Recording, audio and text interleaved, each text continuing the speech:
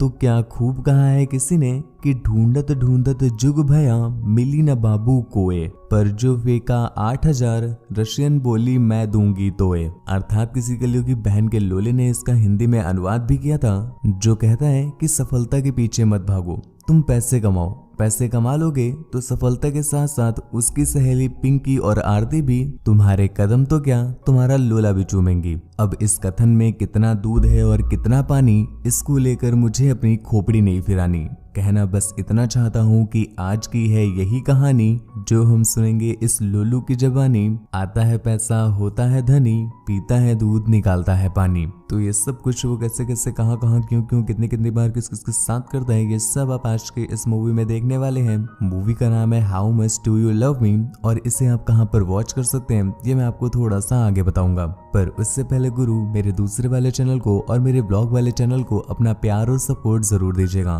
उन दोनों का लिंक नीचे डिस्क्रिप्शन में दिया हुआ है। तो मूवी स्टार्ट होती है और हम मुठिया से परेशान एक मुठ मरीज को देख पाते हैं जो अपनी मुठिया से अत्यधिक परेशान है और इसीलिए आज एक बार में आया हुआ है जहां पर उसे एक लड़की डैनी मिलती है और वो उससे वही 300 रुपए वाला काम करने लग जाती है।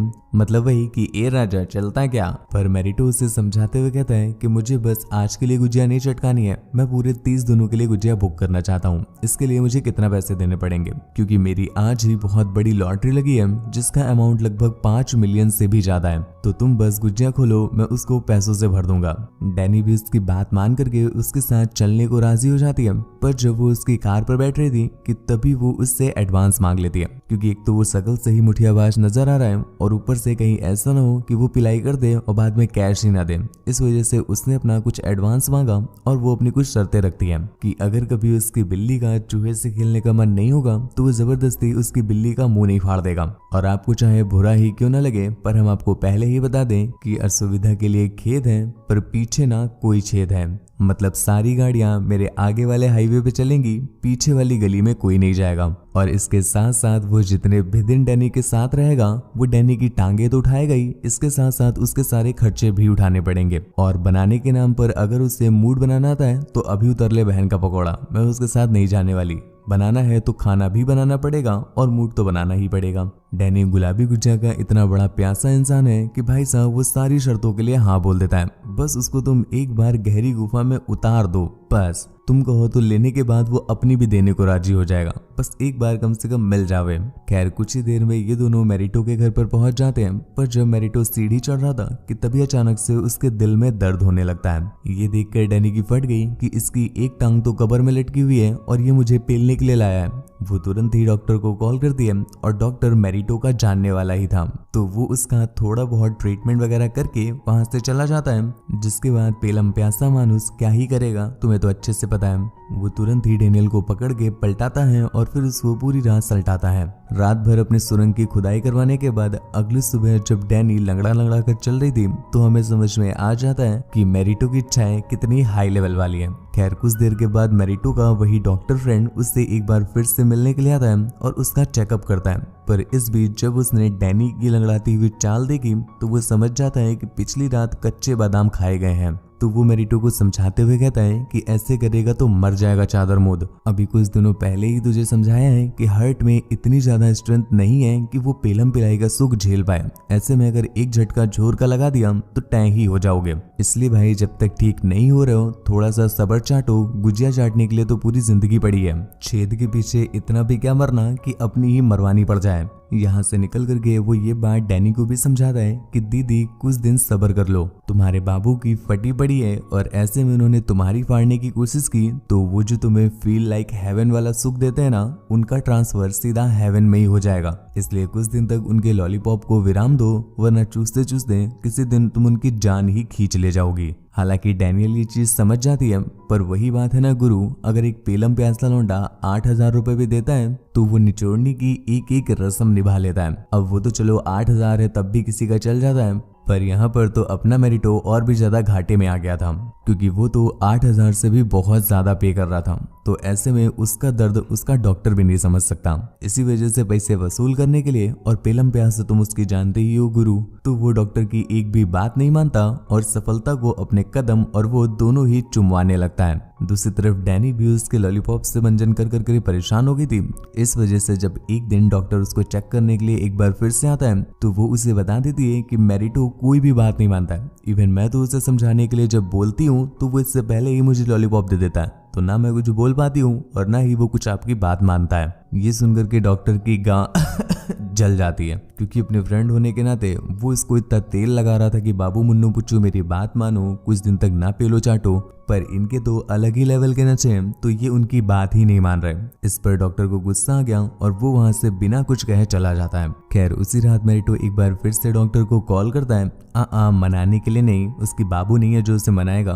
वो उसे इसलिए कॉल करता है कि डैनी की तबीयत खराब हो गई है, तो उसे चेक करने के लिए आ जाओ। और रात में जब डॉक्टर उसे चेक करने के लिए आता है तो मैरिटो तो बाहर ही था, क्योंकि डैनी को कुछ अंदर से चेक कराना था। इस वजह से मैरिटो बाहर ही रहता है और डॉक्टर उसका चेकअप करने लगता है। इस बीच डैनी अपने थोड़े थोड़े कपड़े हटाने लगती है, पर तभी उसे डॉक्टर की आवाज सुनाई दी। मैरिटो जब अंदर जाता है तो वो देखता है कि डॉक्टर की फट चुकी है और वो जमीन में मिर्गी के दौरे ले रहे होते हैं। पता नहीं ऐसा क्या चाट गए कि डायरेक्टली मिर्गी ही आ गई। और ना सिर्फ भाई साहब मिर्गी, वो तो टैम हो जाते हैं। मतलब ये ज्ञान पेल रहे थे मैरिटो को कि मत चाटना वरना तुम निपट जाओगे, पर यहाँ तो डॉक्टर ही टैम हो गए। खैर उसका फ्यूनरल वगैरह होता है, पर घर आकर के मैरिटो बहुत परेशान था, क्योंकि उसका एक ही बेस्ट फ्रेंड था जिसकी अब लग चुकी है। इस वजह से वो काफी परेशान है।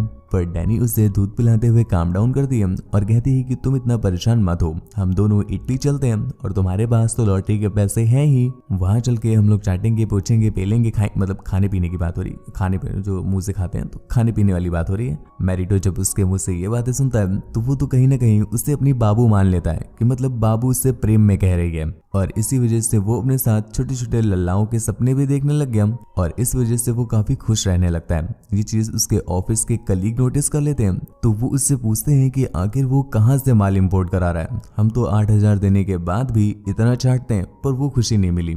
इस पर मैरिटो ने उसे बताया कि ये उसके प्यार के रस का कमाल है। तो वो सभी लोग मैरिटो की बाबू से मिलना चाहते हैं, जिसके लिए मैरिटो उन्हें आज रात डिनर पर इनवाइट करता है। और इतना बड़ा तूतिया मनुष्य कि ये बात भूल गया कि खुद उसको खाना बनाना पड़ता है डैनी को खिलाने के लिए, और यहाँ पर वो इतने सारे लौंडों को ले गया कि उसकी बाबू उन्हें बनाकर खिलाएगी, अजी मेरा ये खिलाएगी। जब वो रात में अपने दोस्तों को लेकर पहुंचा तो वहां पर तो उसकी बाबू थी नहीं, वो कल्टी मार चुकी थी। अब ये देखकर तो उसके सारे दोस्त उसका मजाक उड़ाने लगते हैं, क्योंकि उन्हें तो ये लग रहा था कि शायद मैरिटो मुट्ठी मार मार करके खुश हो रहा है और अपनी बाबू को जबरदस्ती ही इमेजिन करता है। देने के लिए तो उसके पास बस बिल्स ही हैं, बस वो बिल्स को देता है न कि बिल में देता है। खैर उसकी लेने के बाद उसकी मौज लेने के बाद वो सभी वहां से चले जाते हैं। उनके जाने के बाद मैरिटो सीधा हिलाता हुआ उनके ही बार में पहुंचा, जहाँ पर वो डैनी को बैठा हुआ पाता है। वो यहाँ पर कस्टमर के आने का वेट कर रही थी। मैरिटो उससे बात करने के लिए उसके पास पहुंचा, पर इतने में ही एक पेलम कस्टमर उसे 8,000 दे देता है। ये देखकर मैरिटो की झांटियां जल जाती हैं कि वो तो उसे अपनी बाबू समझ बैठा था और उससे लगता था कि वो तो अपना लॉलीपॉप उसके नाम कर देगा, पर बाबू तो फ्लेवर वाली निकली। वो समय समय पर फ्लेवर चेंज करती रहती है। इस पर उसे काफी दुख हुआ और वो वहीं पर बैठ करके बहाने लगता है, आंसू आंसू आंसू बहाने लगता है दिल वाले। उसे इस तरह से बहाता हुआ देख करके एक पेलम कन्या उसके पास आ जाती है। वो समझ जाती है कि जब वो यहाँ बैठ करके इतना बहा रहा है तो अंदर जाकर कितना बहाएगा। वो उसके पास आकर के अपने पपीते उसके कंधों पर रख देती है और उससे कहती है कि बाबू तुम इतना उदास क्यों हो, आओ तुम्हें मिल्क शेक पिलाऊं। बाबू उससे बताते हैं कि मुझे $5 मिलियन की लॉटरी लगी है, इतने में मैं चाहता तो गुलाबी क्या सतरंगी गुजिया ले आता, पर फिर भी मैंने काली चाटने का निर्णय लिया, पर उस काली ने भी मुझे धोखा दे दिया। ये सुनकर के उसने उसे दिलासा दिया और कहती है कि ना ना ना ना ना बाबू, तुम एक बार मेरी झील में उतर कर देखो, अगर तुम्हें गोते लगाने में मजा ना आ जाए तो तुम 8,000 भी अपने पास रख लेना।